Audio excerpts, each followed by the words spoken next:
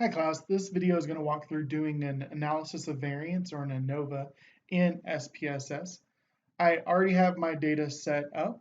In the first column here, I have my grouping variable with the numbers for each group, 1, 2, 3.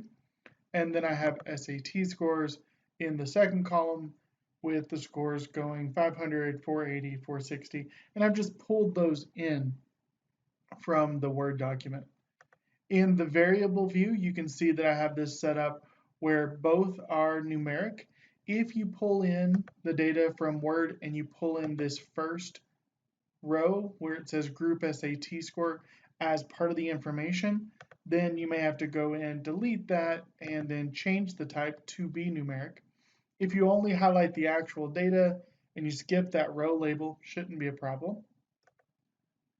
Under decimals, I've removed the decimals in both cases because the group doesn't really need any decimals. It can only be 1, 2, or 3. SAT scores are also integers, so they don't need decimal points.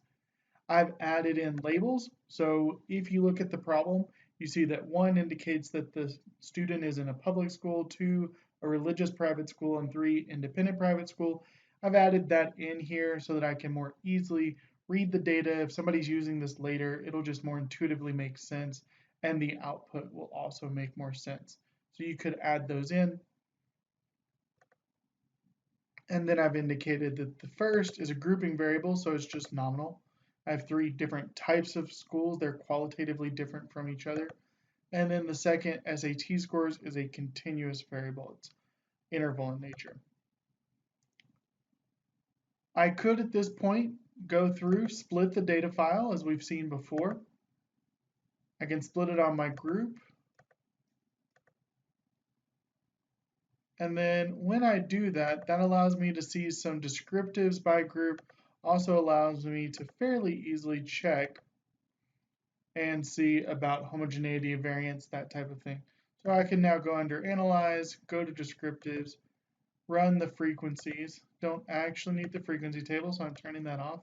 I want to run the frequencies of SAT score, and I'm going to get some basics: mean, median, standard deviation, variance, skewness, kurtosis,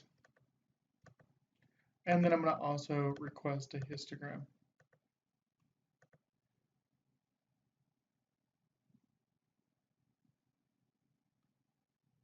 The first thing I see is the public group, so this is the group with the 1, and I see there are 5 individuals in the group. Their average is 500, their median is 480. I see the variance in that group is 4,150. If I'm thinking about homogeneity of variance, I can then look at the variance for the second group and see that their variance is 2,980, and the variance for the third group is 1,370. Importantly, the variance, if I look at the largest divided by the smallest, this 1,370 is going to end up being my denominator, and then my numerator will be this 4,150. Well, that's going to be almost 3 times the amount. So my guess will be that when we run the formal test for homogeneity of variance, we're actually going to violate that assumption. So let's go back in.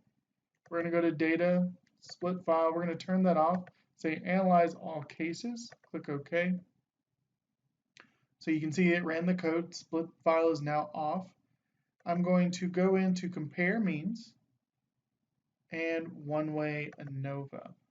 So my factor is my grouping variable. My dependent is SAT, and I only have 1 in this case. Under Posthoc, I'm simply going to request Tukey's Posthoc. I can do a number of other ones. Bonferroni, Chaffee are probably the 2 next most commonly used. And each of them has their own advantages. In a class that's at the undergraduate level, we're not going to go into what are the benefits and under what circumstances or conditions is one of these preferable to the other. We're simply going to use Tukey for the moment. And then under options, I'm going to go ahead and select Welch's in case we do violate that assumption of normality.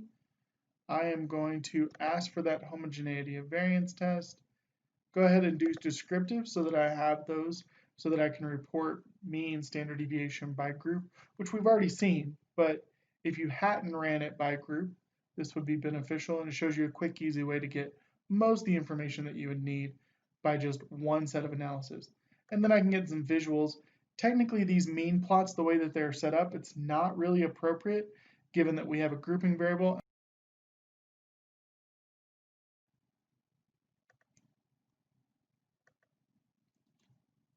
So looking, like I said, we have the descriptives by group. I see that the mean for public is 500, religious is 546, and independent private is 578. So the mean for independent private is the highest, religious private is second highest, and public is lowest. I can also see the confidence interval around those means. This should give me a sense, is public different from independent private? Well, public is 420 to 580 basically, and 580 is just over independent private. That would suggest that there's not a significant difference between them because the range of possible scores for public, should we sample again, includes the obtained value for the independent private, so their obtained mean of 478. When I look at the homogeneity of variance test, it does look like we're okay. That probably is in part due to the small sample size, but this significance is not less than 0.05 or less than 0.1 if we're using a more conservative cutoff for those tests. So because of that, we can, for the most part, assume that they are relatively equal to each other, while knowing that maybe that's in part because the sample size is so small.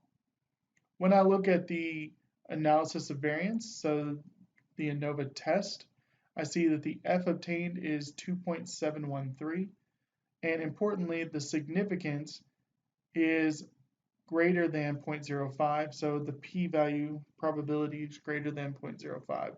So we're going to fail the test. We're not going to have a significant difference between these three groups. Here would be the Welch's test. So if we had violated that assumption of homogeneity of variance, we could in fact then use this and report the Welch's test as opposed to the ANOVA. At this point, we would typically stop because we don't have a significant difference on the ANOVA itself. So it would be inappropriate to look at post-hoc test unless there was some form of planned contrast. And as we talked about in the earlier video, the real difference that we're interested in is public versus private, with private including religious and independent privates. The way that the researcher worded the question, the way that they worded their research expectation, hypothesis, they didn't make a distinction between religious and independent private.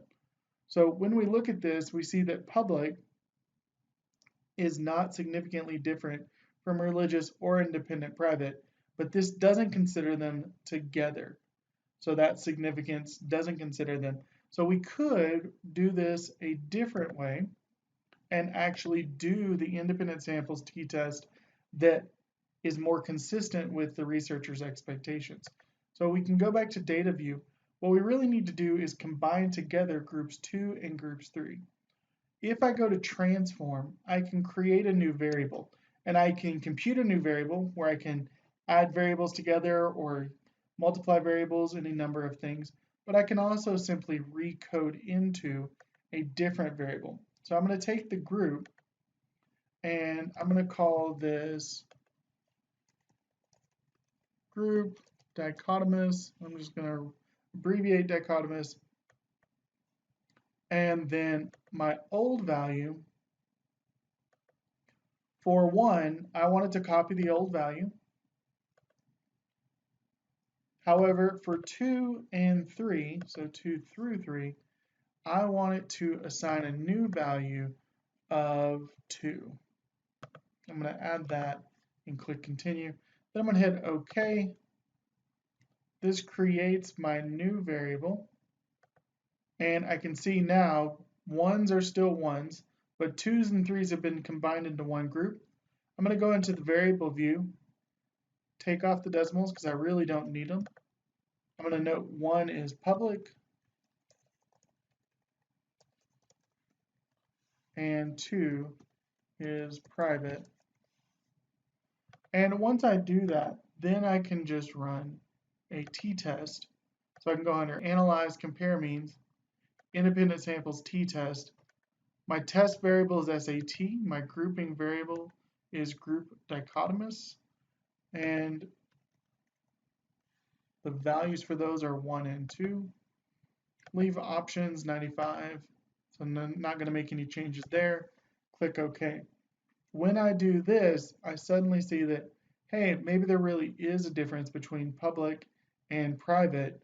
And if the researcher thought that private should do better, right, that would make this one-tailed. Well, if I take 0.052, divide that by 2, I'm going to get 0.026. That is less than 0.05. So when I shift this to be one-tailed, and I change this value, divide this value by 2, then we find that, in fact, based on the researcher's actual expectation, if we combine together the religious private and the independent private, we do, in fact, find a difference. We find a significant difference.